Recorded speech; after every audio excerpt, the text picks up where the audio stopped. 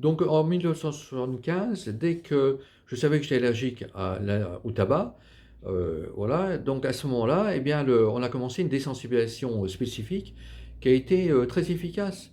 Et c'était intéressant parce qu'il fallait commencer donc à un millionième, donc 10 fois moins, pour désensibiliser. Bon, c'est la technique de l'époque qui maintenant que je ne conseille plus du tout, mais il fallait y aller et j'étais vraiment le cobaye pour y aller. Et donc, on avait une très bonne protection. Et à ce moment-là, j'en parlais au dermatologue de l'hôpital cantonal de Bâle.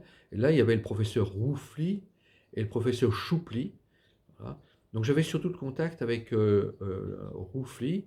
Et donc, lui, bah, il était en dehors de cela totalement. Il écoutait, mais pour lui, l'allergie au tabac, ça n'existait pas.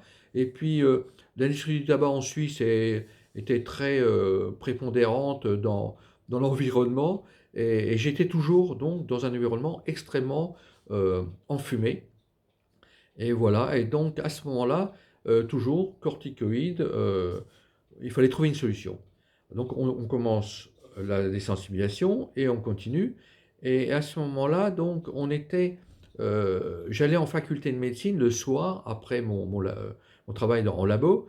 Et donc j'ai fréquenté la bibliothèque de la faculté de médecine pendant des années, tous les soirs, à fouiller ce que je pourrais trouver donc sur l'allergie au tabac. Et j'ai trouvé une publication de 1960, non pas 1968, 1928, donc vous voyez, donc légèrement avant, 40 années avant, d'un médecin dermatologue allemand qui avait une patiente qui travaillait dans l'industrie du tabac et qui était en contact avec les feuilles de tabac.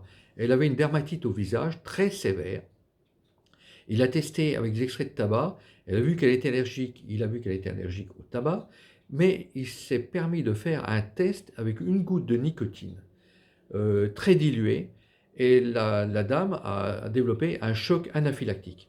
Donc il a dû traiter le choc anaphylactique, et donc c'est le premier cas de choc anaphylactique qui a été décrit avec la nicotine du tabac. Donc ce qui m'a sensibilisé à orienter ma recherche vers cette molécule-là, puisque j'avais les mêmes symptômes en fin de compte.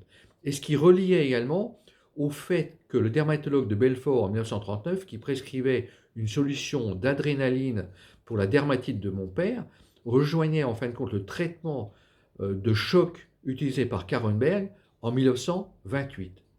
Voilà. Donc j'avais une orientation de ma recherche qui était extraordinaire. Et j'avais eu en plus une anecdote qui était terrible, parce qu'en 72, 73, je crois, j'étais pas encore sur la fumée de tabac. Je pensais que c'était dans la nourriture, donc je cherchais les différentes farines, etc. Et à ce moment-là, j'avais une paire de tennis avec la marque très connue aux trois bandes, et je noue ma paire de tennis, et là, elles ont un nom, ces tennis. Elles s'appellent Tobacco. Ouais. Et c'est à ce moment-là que je me suis dit, mais j'ai pas testé le tabac. Ouais, donc tout a coïncidé pour arriver vers le tabac, et brusquement aussi vers la nicotine. Donc mon père fumait son cigare le dimanche, il avait une dermatite. Ma mère disait c'est parce qu'il n'allait pas à l'église. Bon, moi j'étais beaucoup plus centré sur la science, donc c'était un peu surnaturel pour moi, donc tout le monde rigolait, voilà. Et donc maintenant j'avais les bases pour encore orienter ma recherche précisément sur la nicotine, mais en faisant attention, c'était un aptène, voilà.